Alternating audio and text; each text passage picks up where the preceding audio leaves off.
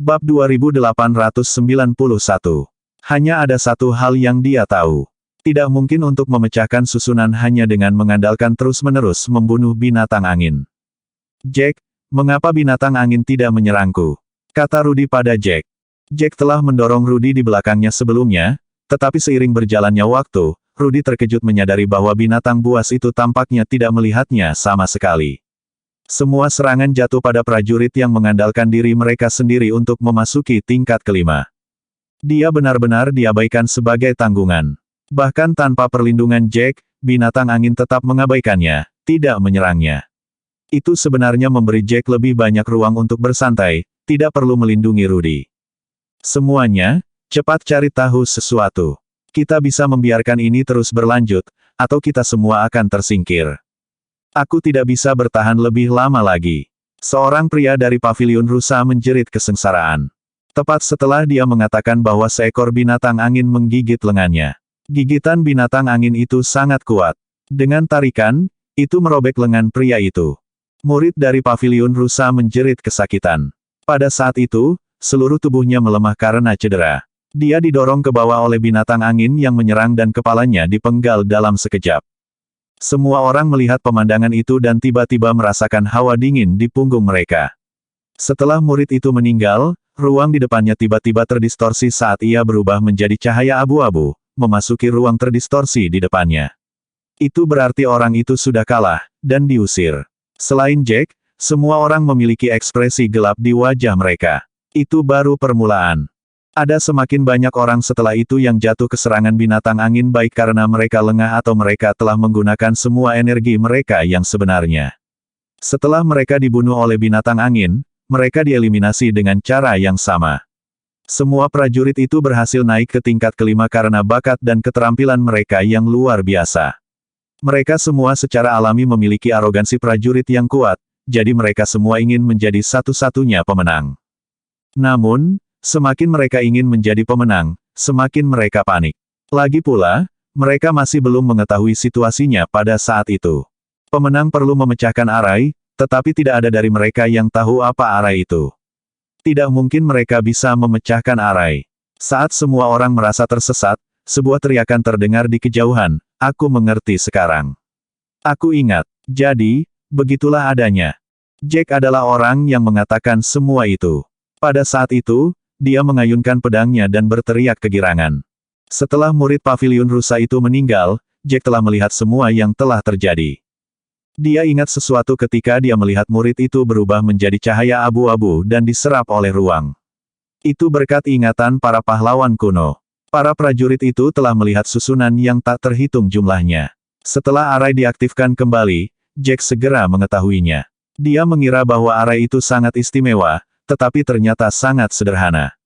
Dia tiba-tiba merasa penilaiannya telah dikaburkan oleh kegembiraan, tetapi seruannya yang tiba-tiba disambut dengan putaran mata. Mereka merasa seperti Jack hanya berteriak tanpa alasan. Lagi pula, tidak ada yang memiliki petunjuk, tetapi Jack berteriak bahwa dia mengingatnya.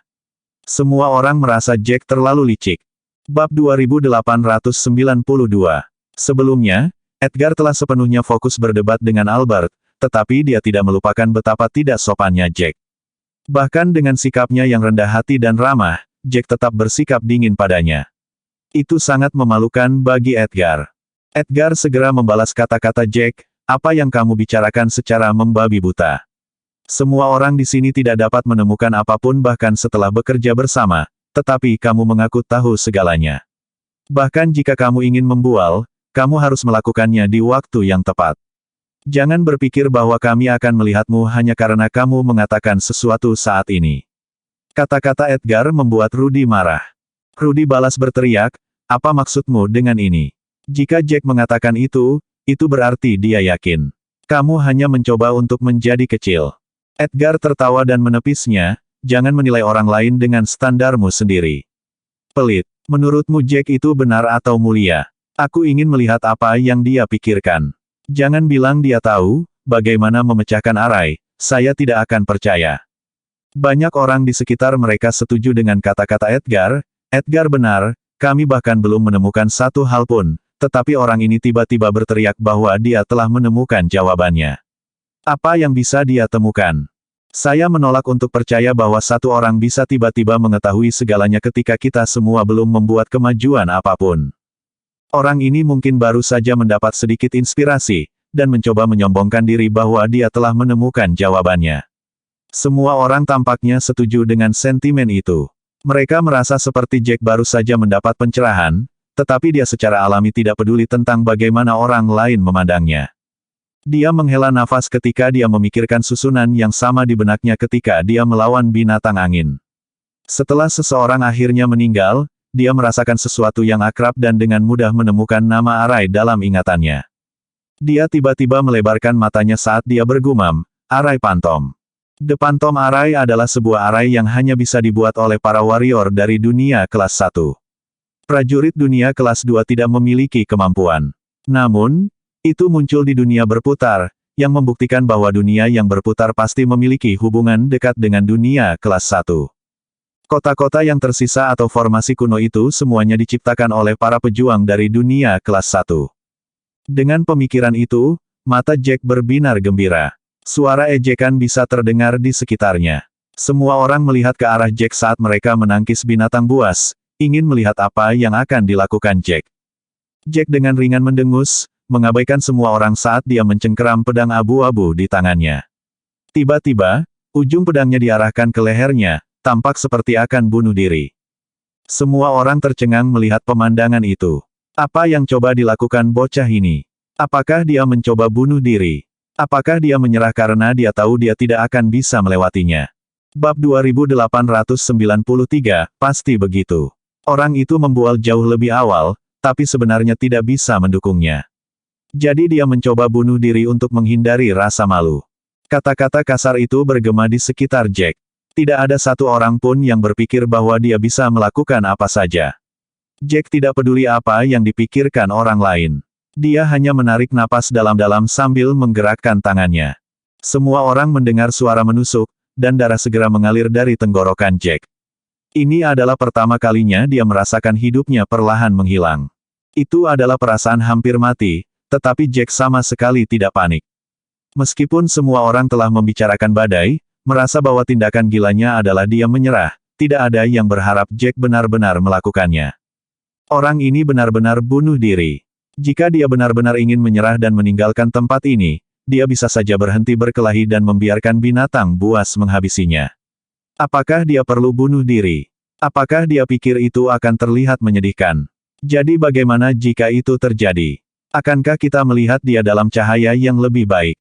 Tindakan Jack menyebabkan banyak kejutan bagi semua orang.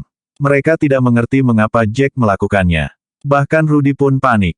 Ketika Jack mengarahkan pedang ke tenggorokannya sendiri, berbagai pikiran berkelebat di benak Rudy. Rudy sudah tahu untuk tidak mempertanyakan tindakan Jack apapun, dia merasa Jack selalu sangat logis tidak peduli apa yang dia lakukan, tetapi Rudy tidak pernah menyangka bahwa Jack akan benar-benar bunuh diri. Bisakah Jack benar-benar menyerah seperti yang mereka katakan? Namun, Rudy segera menggelengkan kepalanya dan melemparkan pemikiran itu ke belakang kepalanya ketika ide itu muncul. Jack bukanlah seseorang yang akan melakukan itu. Jika dia memiliki tujuan dalam pikirannya, dia tidak akan berubah pikiran dengan mudah. Dengan tubuhnya yang melemah, Jack ambruk ke tanah, dan Rudy segera membantu Jack berdiri. Rudy bisa merasakan darah dari tubuh Jack terus mengalir keluar dari luka di tenggorokannya. Jika itu terus berlanjut, Jack akan kehilangan nyawanya dalam sekejap. Meskipun Jack sebenarnya tidak mati, Rudy masih mulai panik. Suara Rudy bergetar, apa yang terjadi? Mengapa kamu bunuh diri? Bahkan jika itu ilusi, tidak perlu bunuh diri untuk pergi. Rudy tidak tahu apa-apa saat itu. Dia sama sekali tidak tahu apa yang dilakukan Jack. Bisakah Jack benar-benar menyerah seperti yang dikatakan semua orang? Lagi pula, hanya dengan mati mereka akan dilenyapkan dan dikeluarkan dari ilusi. Jack mengerutkan kening saat dia dengan cepat kehilangan kekuatannya. Bahkan energinya yang sebenarnya menghilang. Saat itu, Jack bahkan tidak punya tenaga untuk berbicara dengan Rudy. Dia hanya menatap Rudy sebelum menutup matanya. Semua orang mulai tertawa ketika mereka melihat Jack seperti lelucon. Anak itu adalah sesuatu yang lain. Dia bertindak seolah-olah dia telah melihat semuanya, tetapi dia benar-benar bunuh diri pada saat berikutnya. Pasti ada yang salah dengan kepalanya. Bahkan jika dia ingin disingkirkan, tidak perlu melakukan sesuatu yang begitu gila. Apa gunanya selain membiarkan kita menertawakannya? Edgar tertawa terbahak-bahak, tetapi dia masih melawan binatang angin. Dia masih punya waktu untuk mengejek Jack, benar-benar ada yang salah dengan kepalanya. Saya pikir dia kuat pada awalnya, tetapi sepertinya saya salah. Tepat setelah Edgar mengatakan bahwa suara derit dari mekanisme yang bergerak bisa terdengar. Semua orang tiba-tiba melihat ke atas, dan angin menderu bertiup melewati mereka. Semua binatang angin tiba-tiba berhenti bergerak, seolah-olah tombol untuk berhenti telah ditekan. Bab 2894. Detik berikutnya, binatang angin tiba-tiba mulai meledak satu persatu, berubah menjadi cahaya hijau, menyebar ke udara. Semuanya terjadi terlalu cepat, dan para prajurit bahkan tidak memiliki kesempatan untuk bereaksi. Apa yang terjadi? Mengapa binatang angin itu tiba-tiba meledak menjadi lampu hijau? Aku tidak tahu, bisakah kita secara tidak sengaja merusak susunannya? Mungkin kita semua pernah kalah. Pada saat yang sama ketika semua orang merayakan hilangnya binatang angin yang mengganggu itu, mereka mulai mendiskusikan mengapa binatang angin itu menghilang. Saat semua orang bertanya-tanya dalam kebingungan, suara keriput terdengar lagi, arai pantom telah rusak. Tes tingkat kelima telah berakhir. Pemenang akan diberikan satu kunci. Itu menjawab keraguan di hati semua orang. Ketika mereka mendengar bahwa seseorang benar-benar telah memecahkan barisan, mereka semua melebarkan mata mereka saat mereka saling memandang dengan bingung.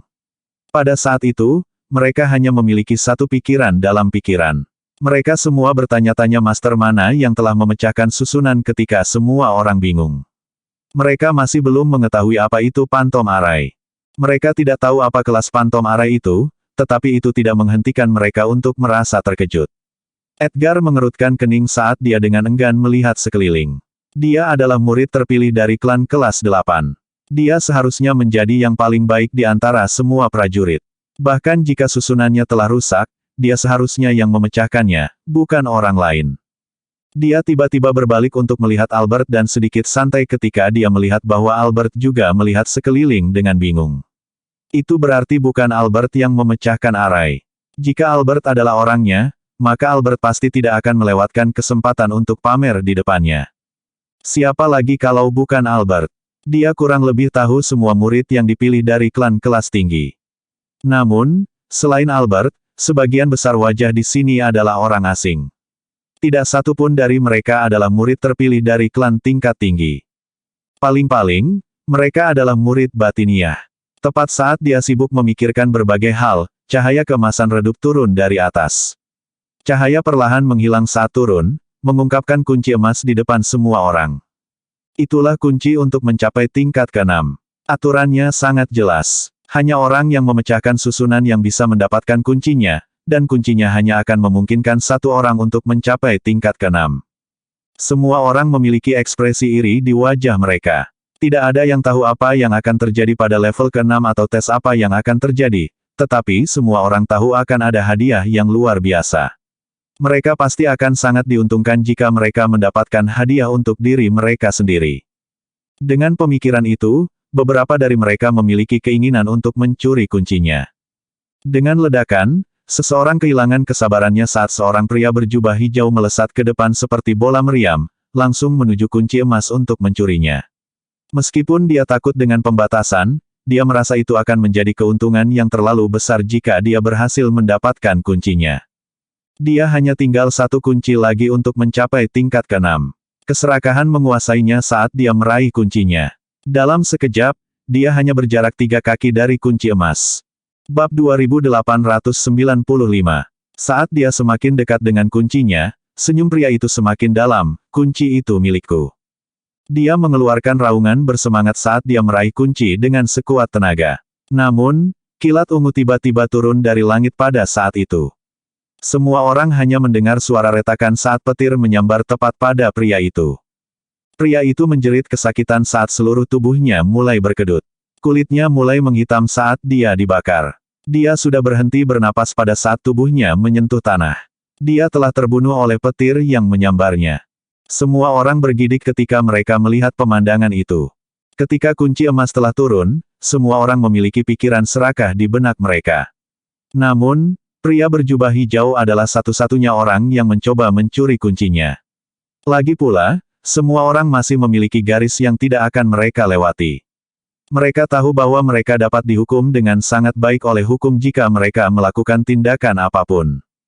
Ketika mereka melihat apa yang terjadi pada pria itu, mereka semua sangat bersyukur bahwa mereka tidak mencoba mencuri kuncinya. Pada saat itu, Jack tiba-tiba membuka matanya. Luka di tenggorokannya mulai terlihat sembuh, dan energi serta kekuatan hidup sejati yang telah dia hilangkan semuanya pulih ke keadaan sebelum mereka memasuki arai pantom. Rudy melebarkan matanya tiba-tiba saat dia menatap Jack dengan tidak percaya, tidak tahu harus berkata apa pada saat itu. Jack sedang tidak mood untuk menghibur Rudy saat itu. Setelah dia memiliki energi yang cukup, dia melompat di tempat dan meraih kunci emas. Segala sesuatu yang telah terjadi menarik perhatian para pejuang lainnya. Mereka tidak menyadari bahwa Jack telah pulih. Ketika semua orang melihat bahwa seseorang sedang meraih kunci emas, semua orang hanya merasa seperti orang itu idiot. Apakah orang itu tidak melihat apa yang terjadi pada pria berjubah hijau itu? Namun, mereka terkejut melihat petir tidak muncul setelah orang tersebut mengambil kunci. Semuanya normal.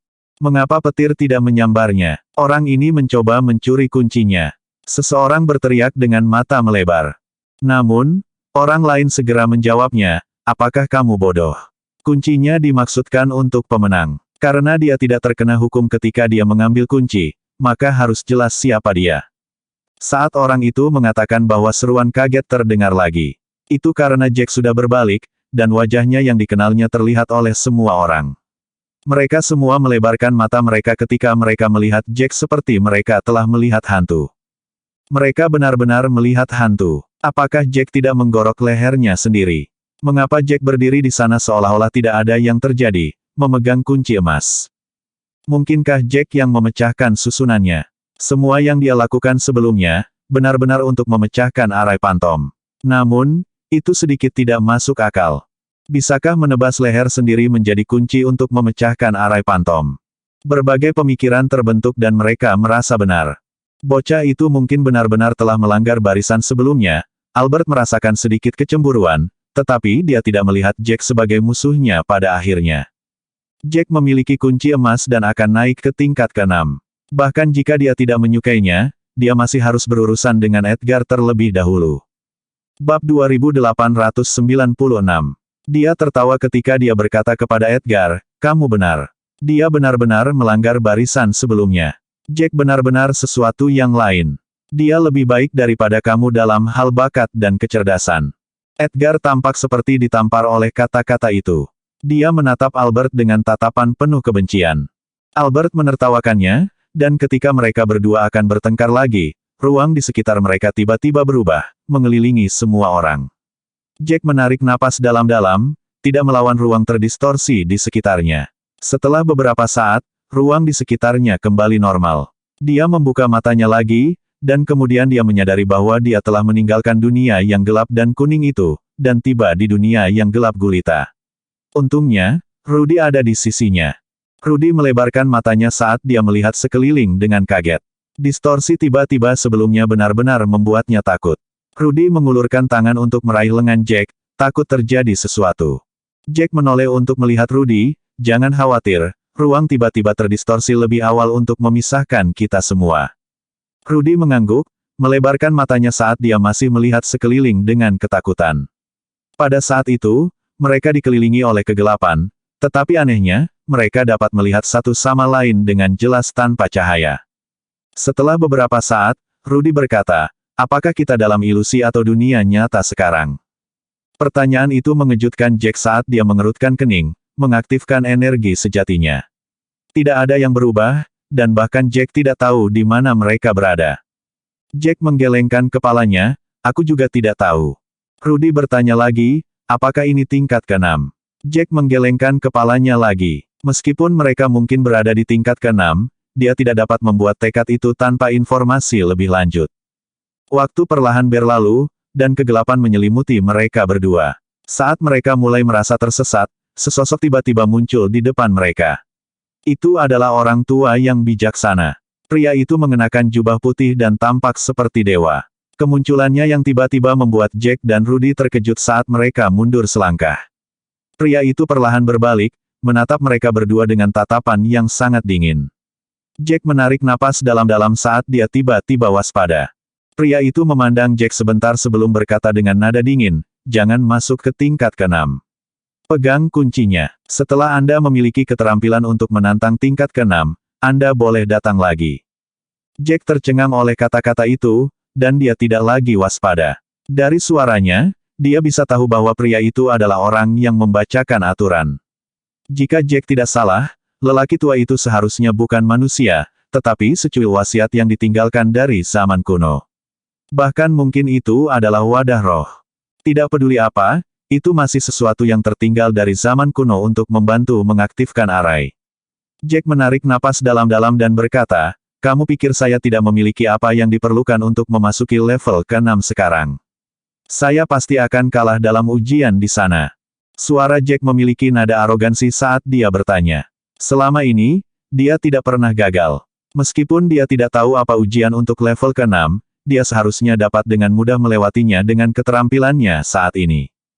Bab 2897. Dia tidak berpikir bahwa lelaki tua itu benar. Bahkan jika lelaki tua itu adalah sesuatu yang tertinggal dari zaman kuno, itu tidak akan mengubah pikiran Jack. Orang tua itu memiliki ekspresi jijik di wajahnya ketika dia mendengar jawaban Jack, "Jangan pikir aku tidak tahu apa yang kamu pikirkan. Kamu pasti jauh lebih kuat daripada semut di luar, tetapi kamu bukan apa-apa di mata saya. Saya tahu Anda memiliki teknik peringkat dewa tertinggi, tapi lalu apa? Keterampilan Anda tidak ada yang istimewa jika Anda membandingkan diri Anda dengan prajurit kuno." Jack tercengang mendengar kata-kata itu. Dia mengira lelaki tua itu mengatakan itu karena lelaki tua itu tidak tahu apa-apa tentang dia, tetapi lelaki tua itu benar-benar melihat melalui level apa teknik Jack dalam sekejap. Jack terkejut dengan itu. Memikirkannya, itu memang masuk akal. Orang tua itu adalah sesuatu yang tertinggal dari zaman kuno. Tidak peduli apa orang tua itu, dia bisa mengendalikan menara 1000 daun. Apapun yang terjadi di dalam menara secara alami tidak akan luput dari pandangannya. Selama lelaki tua itu mengamati keterampilan Jack, lelaki tua itu akan dapat membuat penilaian. Jack mengerutkan kening dan menjawab, "Keterampilan saya tidak ada apa-apanya dibandingkan dengan prajurit kuno." Jack sama sekali tidak mau menerima kenyataan itu. Dia telah menyempurnakan teknik peringkat dewa tertinggi. Bahkan di dunia kelas 1, dia akan menjadi sesuatu, apalagi dunia kelas 3. Namun, nada bicara lelaki tua itu membuat Jack merasa dirinya bukan apa-apa. Lelaki tua itu sepertinya tidak mau repot memikirkan masalah dengan Jack. Orang tua itu perlahan-lahan berpaling dari Jack. Pada zaman kuno, ada banyak tuan yang luar biasa, tetapi bencana terjadi, dan sebagian besar dari tuan itu hilang. Saya mengatakan demikian bukan karena saya ingin menghina Anda, tetapi hanya karena Anda benar-benar cukup biasa dibandingkan dengan prajurit kuno. Jack menarik napas dalam-dalam, tidak membalas dengan apapun. Lagi pula, dia tidak tahu seperti apa zaman kuno itu, dia juga tidak tahu seberapa kuat para pejuang saat itu. Jack menenangkan dirinya, tetapi Rudy tampak seperti menelan sebutir telur utuh. Mulutnya menganga lebar, dan matanya tampak seperti akan keluar dari rongganya. Dia tidak percaya dengan apa yang dia dengar. Orang tua itu benar-benar mengatakan bahwa Jack menggunakan teknik peringkat dewa tertinggi dan Jack diam-diam menyetujuinya. Hal itu membuat Rudy meragukan semua yang diketahuinya. Rudy tahu bahwa Jack kuat, tetapi dia tidak tahu bahwa Jack cukup kuat untuk menggunakan teknik peringkat dewa tertinggi. Jika Rudy mengatakan itu kepada siapapun, mereka mungkin akan mengira dia gila. Tidak ada yang akan percaya apa yang dikatakan Rudy. Itu adalah teknik peringkat dewa tertinggi, dan Jack benar-benar berhasil menggunakannya pada tahap awal dari ranah pemadatan pegas. Itu terlalu tidak masuk akal. Bahkan yang lebih tidak masuk akal adalah kenyataan bahwa lelaki tua itu tidak berpikir bahwa Jack cukup banyak meskipun begitu. Dia membuat penilaian bahwa Jack tidak akan bisa lulus ujian tingkat ke-6. Sedikit yang Jack tahu bahwa rahang Rudy akan jatuh karena terkejut. Hanya satu pikiran yang ada di benak Jack yaitu untuk mengetahui jenis ujian apa yang menunggunya. Dia ingin tahu mengapa lelaki tua itu merasa seperti dia tidak akan bisa lewat. Tidak peduli apa, Jack memiliki banyak kepercayaan pada dirinya sendiri. Dia maju selangkah dan berkata, "Bisakah saya menyusahkan Anda untuk memberitahu saya apa ujian di tingkat ke-6? Meskipun saya bukan siapa-siapa bagi Anda, saya masih memiliki kepercayaan diri." Jika saya dapat mencobanya, saya masih mau. Orang tua itu mengangkat tangan untuk menghentikan Jack sebelum dia bisa menyelesaikannya, menatap Jack dengan sungguh-sungguh, kamu pasti tidak akan bisa melewatinya. Begitu kunci emas di tanganmu berubah warna, maka kamu berhak masuk ke tingkat ke-6, tapi itu tepat. Itu adalah tanah yang benar-benar tandus. Jack dan Rudy sudah menghabiskan 1 hari semalam berjalan di tanah tandus itu. Itu adalah hari kedua sejak mereka meninggalkan Tousan Leaves City. Ketika Jack mengerti bahwa dia tidak akan bisa melewati tingkat ke-6 untuk saat ini, dia tidak terus memikirkannya. Seperti yang Jack pikirkan sebelumnya, mereka berdua segera dikirim keluar dari Tousan Leaves City. Bab 2898. Jack menatap token masuk di tangannya. Token masuk tidak dapat membantu Jack masuk ke kota tingkat ke-7 tetapi sebenarnya hanya panduan menuju kota berikutnya. Tanpa token masuk, tidak mungkin dia bisa menemukan kota tingkat ke-7 bahkan dengan semua keterampilan di dunia. Jack perlahan mulai memahami bahwa dunia berputar itu sendiri adalah susunan yang sangat besar. Tidak peduli seberapa kuatnya, mereka tidak signifikan di seluruh dunia berputar. Mereka tidak akan pernah bisa menggoyahkan hukum dunia berputar. Bahkan jika mereka memiliki peta, mereka masih perlu bergerak sesuai dengan aturan dunia berputar, perlahan-lahan maju lebih dalam. Semakin banyak waktu berlalu, semakin penasaran Jack tentang dunia berputar. Dia ingin melihat apa yang ada di ujung dunia berputar. Rahasia apa yang disembunyikan di sana? Apa yang direncanakan oleh Umbrea King Pavilion dan Phoenix Valley? Pikiran-pikiran itu terus berputar di benak Jack. Dari apa yang dia kumpulkan, kedua kekuatan itu pasti memiliki rahasia besar yang tersembunyi. Rencana mereka bahkan mungkin melibatkan seluruh benua Hestia. Mungkin saja setiap prajurit yang memasuki dunia berputar hanyalah bidak catur untuk pasukan itu. Jack jelas tidak ingin menjadi bidak catur.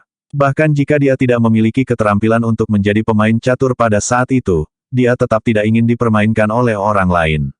Dia ingin perlahan mengungkapkan kebenaran dan berjalan di jalannya sendiri. Rudy melihat token masuk di tangan Jack dan ekspresi Jack yang tegas sebelum bertanya, apa yang kamu pikirkan? Katakan kemana kita akan pergi. Aku bertanya padamu, tetapi kamu menolak untuk memberi tahuku. Aku mulai frustrasi sekarang. Mengapa bukankah kamu memberitahuku? Aku akan tahu akhirnya. Jack menatap Rudy sambil tersenyum, saya tidak menyembunyikan apapun dari Anda. Saya sendiri belum tahu apa-apa. Ketika token masuk jatuh ke tangan saya, banyak informasi jatuh ke dalam pikiran saya seperti sebelumnya. Saya menemukan mengetahui lokasi semua kota tingkat ke-7 di dunia berputar. Saya hanya mencoba mencari tahu kota apa yang ingin saya tuju selanjutnya. Rudy mengerutkan kening, berkata, apa yang harus dicari? Bukankah semua kota ada kota tingkat 7? Tidak bisakah kamu memilih salah satu secara acak? Kesulitannya harus kurang lebih sama, jadi apa yang harus dipertentangkan? Jack menghela nafas saat token di tangannya bergetar. Dia melihat ke kejauhan, masih melihat hamparan luas kehampaan. Seolah-olah tanah tandus telah mencapai ujung dunia. Dia berkata dengan nada tenang, ini berbeda, tetapi tidak ada lagi yang perlu dipikirkan sekarang. Kita akan menuju ke Prosper City selanjutnya. Kamu akan dapat memamerkan keahlianmu di sana. Kamu tidak akan bergantung padaku. Rudy membelalakkan matanya mendengar ucapan Jack sambil menatap Jack dengan ekspresi bingung, apa maksudmu?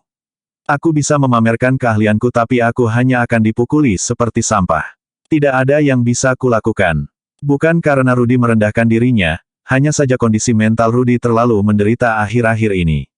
Sejak mereka memasuki dunia berputar, dia bertemu begitu banyak master. Bahkan prajurit pengembara biasa dapat mengalahkannya dengan mudah. Rudy telah hidup dalam keraguan diri sepanjang waktu. Saat itu, dia masih memiliki kesombongan dan kebanggaannya bahkan jika dia kalah dari orang lain, tetapi kesombongan itu perlahan menghilang. Jack berbalik dan menatap Rudy dengan serius, jangan merendahkan dirimu seperti itu. Semua orang yang kamu hadapi adalah seorang pejuang, tetapi statusmu yang sebenarnya adalah seorang alkemis. Kota sejahtera adalah kota yang dibangun untuk para alkemis. Bab 2899. Rudy menegang mendengar kata-kata itu, tiba-tiba menjadi bersemangat dan berseru, kota untuk alkemis. Kota sejahtera adalah kota untuk alkemis.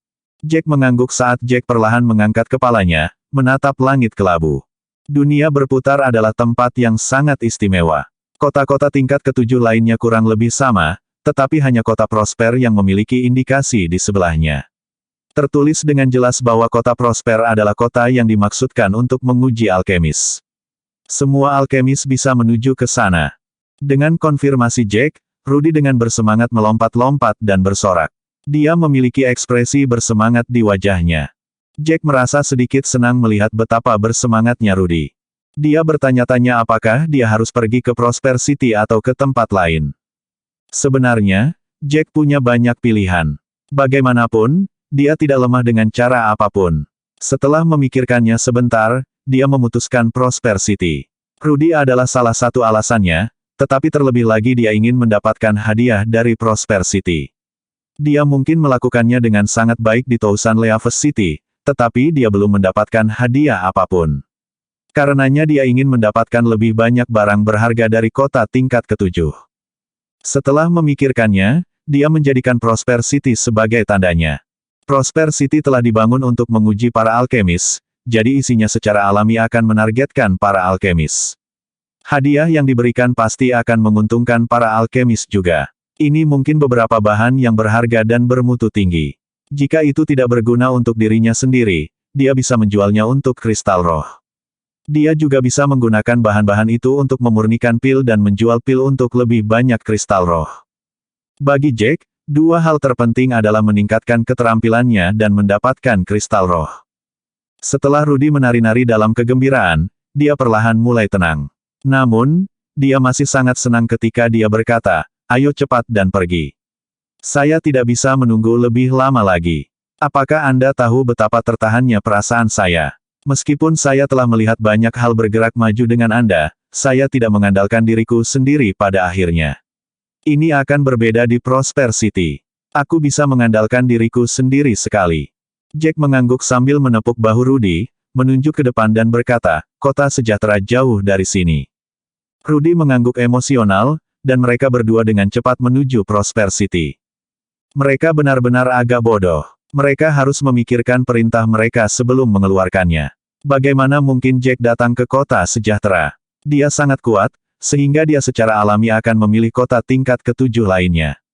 Meskipun dia mengenakan jubah alkemis, tidak ada yang tahu apakah dia sengaja memakainya untuk menipu orang lain. Dia mungkin baru saja membeli lencana itu dari suatu tempat. Bab 2900. Kapan Anda pernah melihat seorang alkemis yang begitu kuat?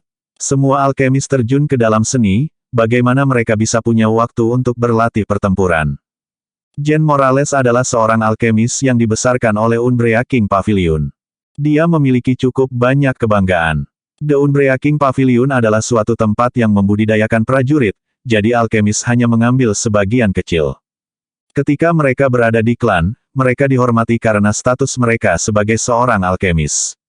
Namun, murid-murid terpilih dari Umbrea King Pavilion tidak akan pernah repot-repot menunjukkan rasa hormat kepada alkemis dari level mereka.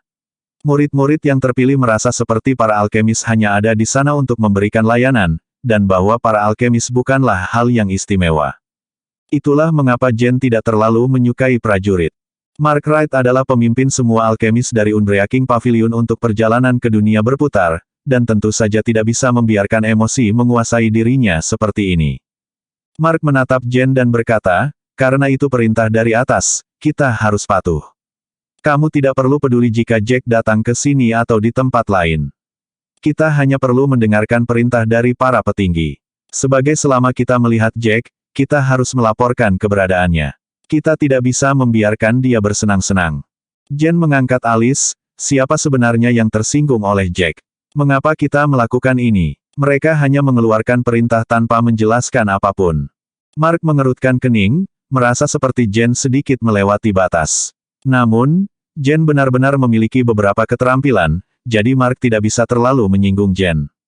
Mark terpaksa dengan sabar mengatakan, hanya sedikit orang yang tahu rahasia di balik ini.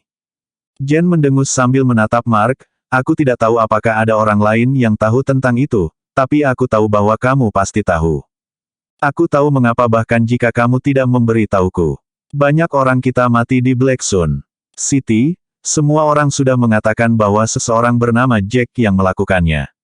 Pasti karena itu, kan?